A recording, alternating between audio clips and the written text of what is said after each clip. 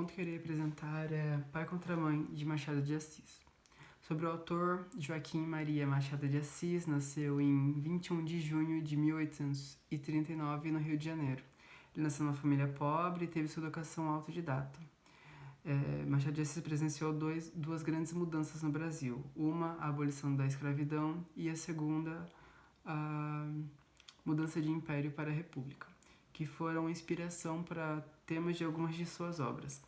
Durante sua vida, Machado de Assis escreveu 10 romances, 200 contos, 10 peças teatrais e 5 coletâneas de poemas e poesias, se mostrando um autor muito versátil.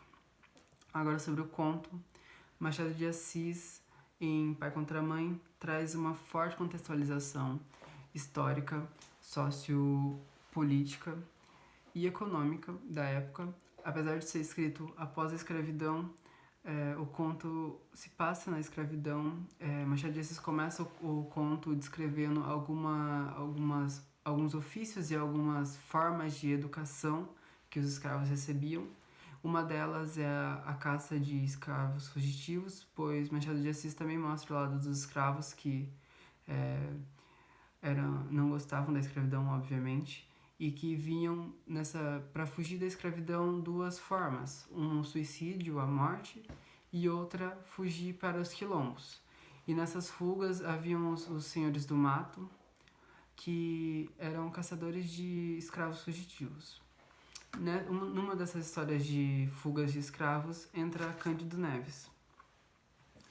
Cândido Neves era uma pessoa branca, só que pobre, né, financeiramente instável, que encontra na fuga de escravos, né, ele caçava escravos, encontrou nisso uma forma de ganhar dinheiro, né. E na trama, Cândido Neves, no auge do seu ofício, se apaixona por Clara. Ela é uma moça muito bonita, branca, órfã, de 22 anos, e que foi criada e ainda mora com a sua tia Mônica. No decorrer dessa trama, Cândido e Clara se apaixonam, se casam, só que o ofício de Cândido começa a enfraquecer. Todo mundo quer ser senhor do mato, né?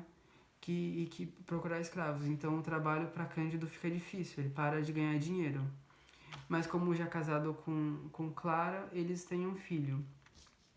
Só que a tia Mônica, que mora com a Clara e que agora mora com Cândido, também eram pobres, né? Elas viviam de costura, e que sempre aconselhou a Clara e ao Cândido para não ter filho, porque seria só mais uma boca passando fome, já que aquele momento do casamento e pós o casamento na gestação não estava muito favorável para ter um filho.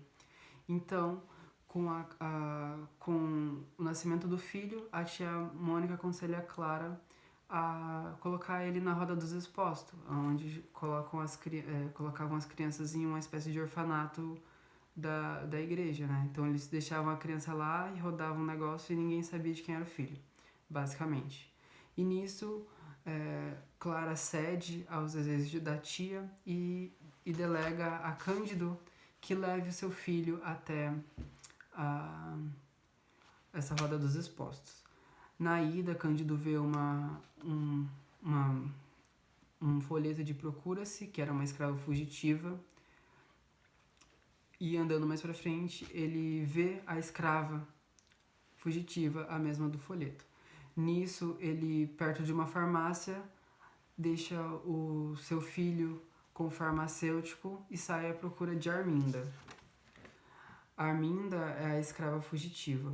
Cândido captura ela e leva ela brutalmente para o seu senhor.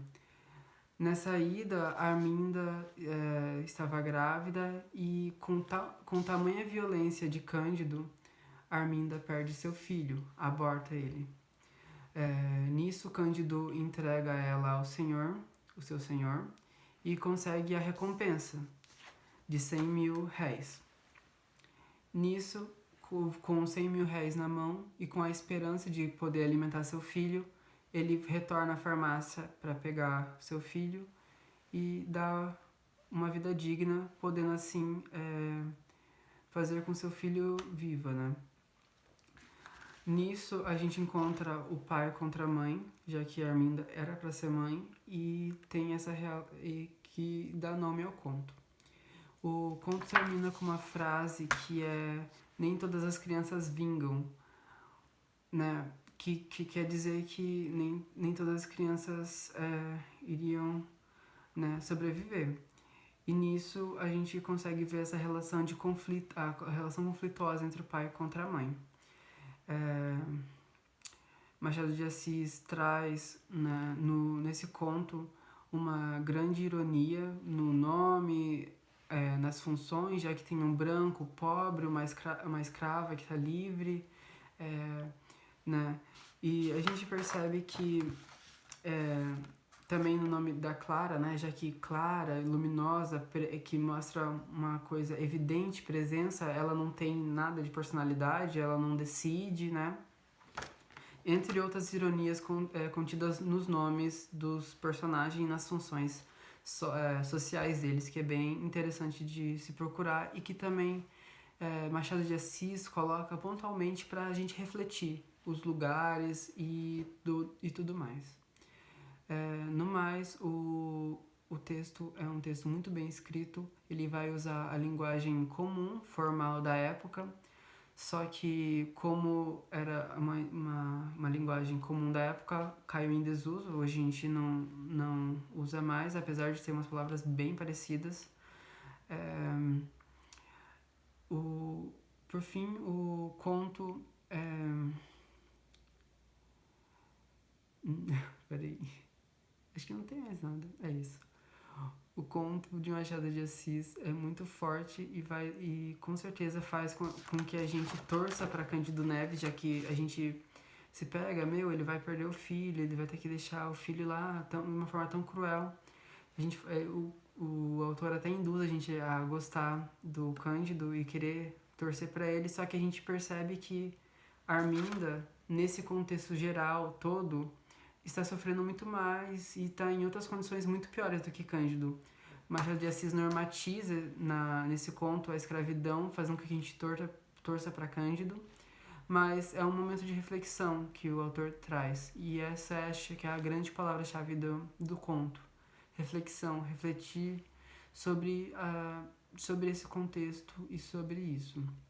No mais, eu acho que é isso. É muito bom, recomendo muito ler. E sem contar que é uma fonte imensurável de histórica esse conto, já que traz muitas práticas, muitas referências à época, que é quase um documento. E por fim é isso. Obrigada.